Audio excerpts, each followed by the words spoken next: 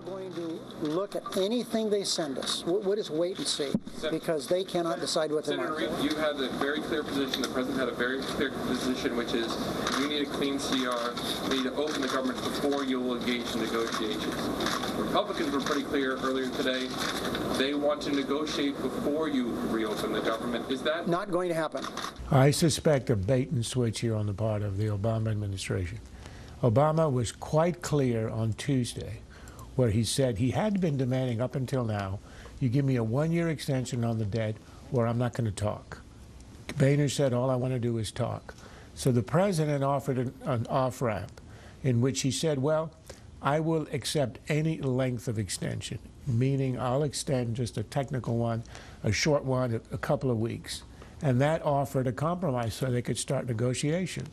He gets a debt ceiling increase so he can say, well, now I can talk.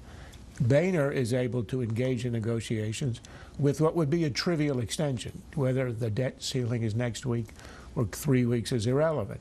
And that seemed to be the basis. And today, Carney reiterated that obvious offer. He was asked, would the president sign a short-term raising of the debt limit, even if he doesn't get a clean CR, i.e. an opening up of the government? And the answer was yes. So Boehner has his offer. He goes in to see the president.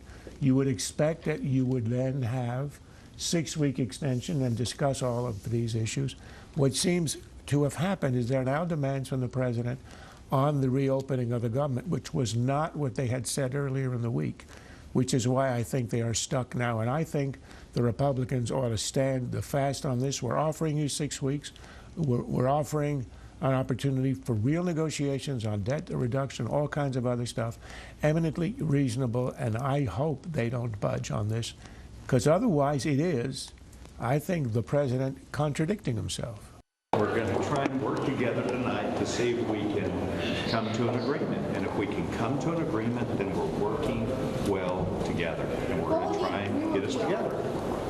That's what we've agreed to do. How did the president do things, and why are people reporting that he rejected the offer? Is there something? I had no idea.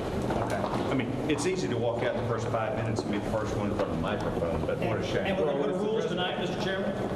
I don't anticipate that. We're working together tonight. Our teams are working together tonight to make sure we have an understanding where we can come together to know what we'll do. American satisfaction with the way the nation is being governed. Dissatisfied, 81% at the heat of this. Yeah, whenever I see those polls, I'm wondering, who are these 18% of people? Yeah, I mean, where are they? Who are perfectly happy with the way things are going. 81% who are unhappy with the way government is run. We are now at Italian levels, which is quite scary. Look, when we just saw that clip of Harry Reid saying, not going to happen unless I get essentially a cave-in on the CR, on the reopening of the government. Now, that is a direct contradiction of what Carney had said this afternoon, that they will negotiate in the absence of a clean CR. And the question is, who's in charge of the United States? Harry Reid or Barack Obama? It looks like it's Harry Reid.